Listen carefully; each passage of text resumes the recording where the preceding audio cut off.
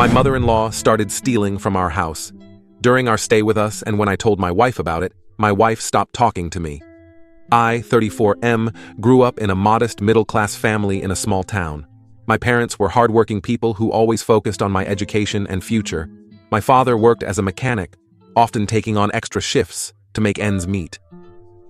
My mother was a part-time receptionist at a local clinic and also did some freelance tailoring work from home.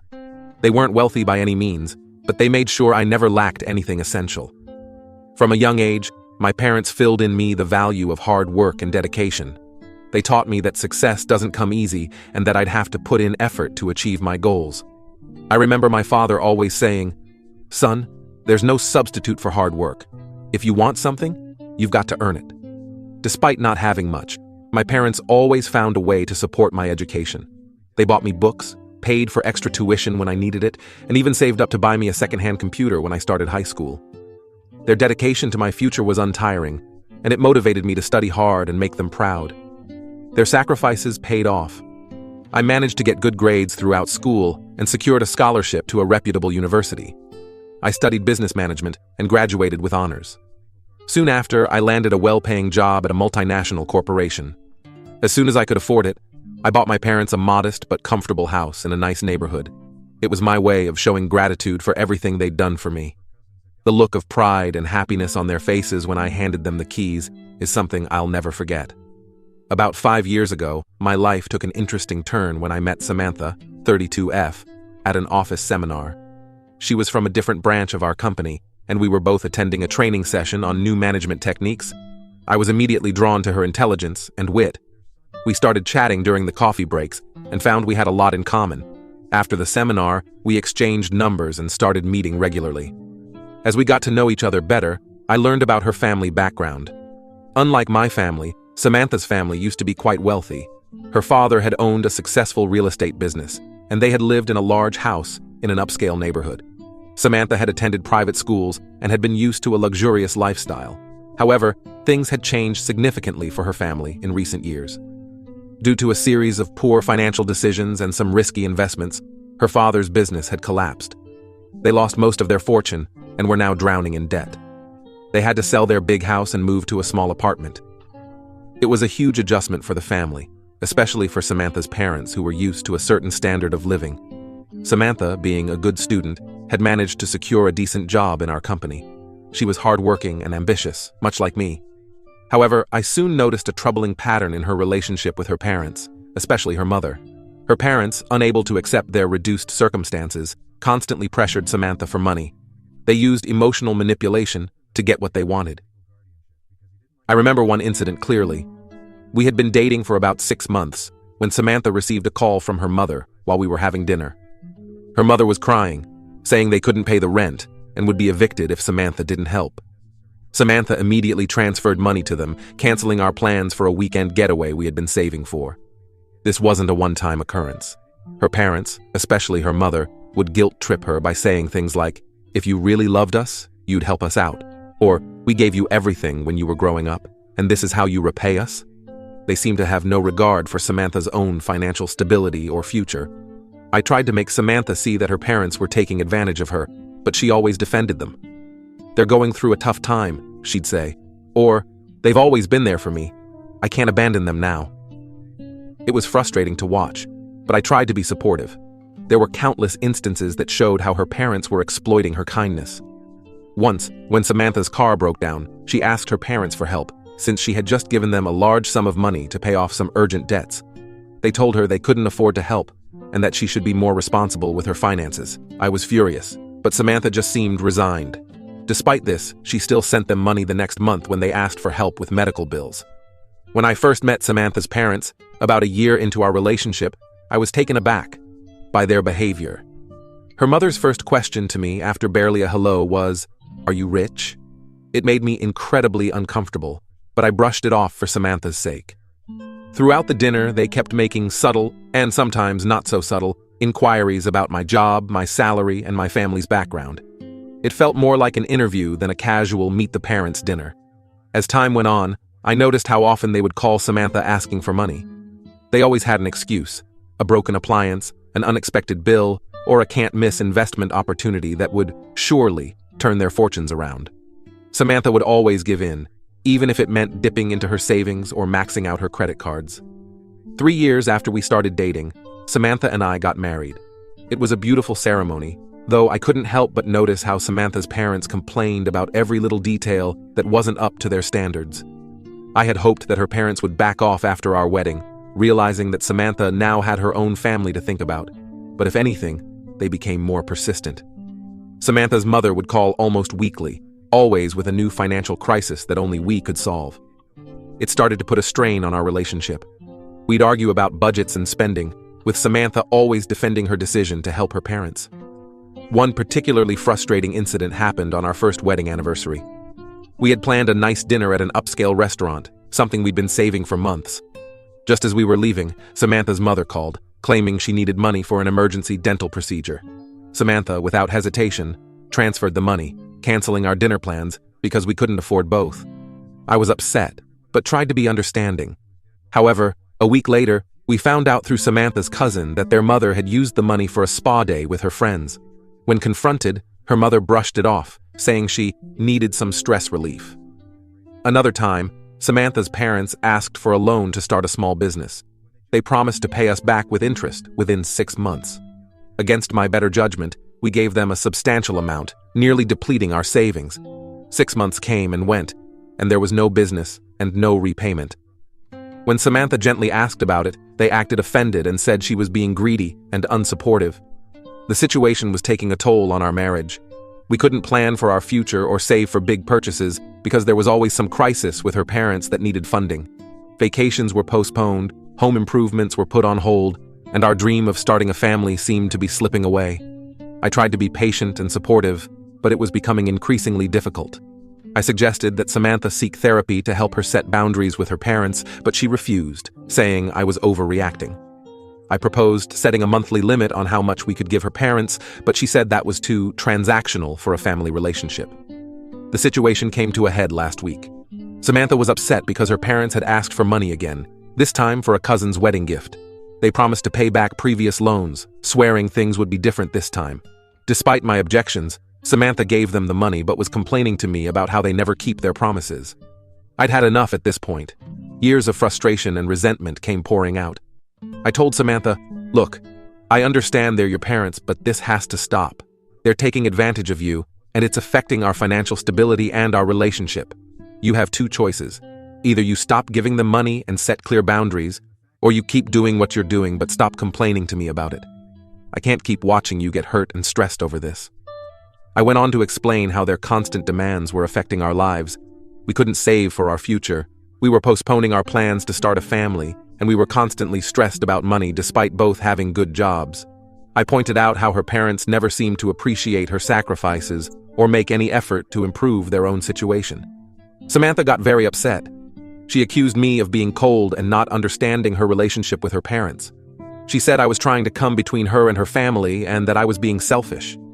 She brought up how I had bought a house for my parents, conveniently ignoring the fact that it was a one-time gift, not a constant drain on our resources. I tried to explain that I wasn't asking her to cut off her parents completely, just to set some healthy boundaries. I suggested we could help them find financial counseling or look into government assistance programs. But Samantha wasn't having any of it. She stormed off, saying I could never understand because I didn't come from a respectable family like hers. It's been a few days, and things are still tense between us. Samantha's barely speaking to me, giving me the cold shoulder and making passive-aggressive comments. Yesterday, I overheard her on the phone with her mother, promising to send more money next week. It feels like we're back to square one. I love my wife, and I want to support her, but I'm at my wit's end with this situation. I feel like I'm watching her be manipulated and taken advantage of, and there's nothing I can do about it. It's affecting our marriage, our future plans, and our day-to-day happiness. I've tried talking to my own parents about this, seeking their advice. They're sympathetic, but admit they don't know how to handle such a situation. My father suggested I try to talk to Samantha's parents directly, but I fear that would only make things worse. I'm starting to wonder if I'm the problem. Am I being too harsh? Should I just accept that this is how things are going to be and learn to live with it? But then I think about our future, about the family we wanted to start, and I feel angry and frustrated all over again. So, Reddit, am I wrong for wanting to put our financial stability and our future first? Or am I being insensitive to my wife's family ties? I'm lost and could really use some outside perspective on this. Update. It's been 2 weeks since my last post, and I wanted to update you all on the situation with my wife and her parents. Things have taken a dramatic turn, and I'm still processing everything that's happened. After our argument about her parents' constant financial demands, my wife and I weren't on speaking terms. The tension in our house was intense. We slept in separate rooms and only communicated when absolutely necessary. I was hoping we'd eventually cool down and be able to have a rational discussion, but things took an unexpected turn. One evening, I came home from work to find my mother-in-law in our living room. My wife informed me that her mother would be staying with us for a week to help settle things between us. I was shocked and angry that my wife had made this decision without consulting me, especially given our current disagreement. However, I bit my tongue, not wanting to escalate the fight with my wife. The first few days of my mother-in-law's stay were uncomfortable, to say the least. She acted as if nothing was wrong, making herself at home in our space. I tried to be polite for the sake of peace, but I couldn't shake the feeling that her presence was making things worse, not better. As the days passed, I started noticing some strange occurrences around the house. Small items began to go missing. A watch I rarely wore, some cash I had in my desk drawer, even some of my wife's costume jewelry. At first, I thought I was just misplacing things due to stress. But then I noticed a pattern. Every time something went missing, my mother-in-law would return from her outings with new shopping bags. I tried to talk to my wife about this, but she brushed off my concerns. She said things like, "Mom's been through a lot. She probably just wanted to treat herself a little. It's not a big deal." Her dismissive attitude frustrated me, but I didn't want to push the issue without concrete proof. The situation came to a head about 5 days into my mother-in-law's stay. I was at work when I received a frantic call from my wife. She was in tears, barely able to get the words out. When she finally calmed down enough to speak, what she told me sent a chill down my spine. My wife had discovered that her mother had stolen her credit card and a significant amount of her jewelry, including some family heirlooms. Now, my mother-in-law wasn't answering her phone, and my wife didn't know what to do. I left work immediately and rushed home. When I arrived, I found my wife in a state of panic. She had torn apart the guest room looking for her missing items, but to no avail. I tried to calm her down and suggested we call her father to see if he knew anything. When we reached my father-in-law, he seemed genuinely surprised by the news. He said he hadn't heard from his wife all day, which was unusual. However, what bothered me was his immediate defense of her. He told us not to jump to conclusions or accuse her of anything. It was clear he was either in denial or complicit in her behavior. We spent the next few hours trying to reach my mother-in-law, but all our calls went straight to voicemail. We were about to call the police when my wife's phone rang. It was her mother. My wife put the call on speaker. Her mother's voice came through, sounding distressed, but with a flow of manipulation that I had come to recognize. She claimed she was at home and needed money urgently to pay off a loan shark. She swore she had borrowed money to invest in a sure thing, but it had fallen through, and now the lender was threatening her. My wife was angry. She demanded to know about the credit card and the missing jewelry. Her mother feigned ignorance at first, then quickly changed tactics, saying she had only borrowed them and intended to return everything once this crisis was over. She begged my wife to help her one last time. I had heard enough. Years of frustration, hatred, and anger boiled over.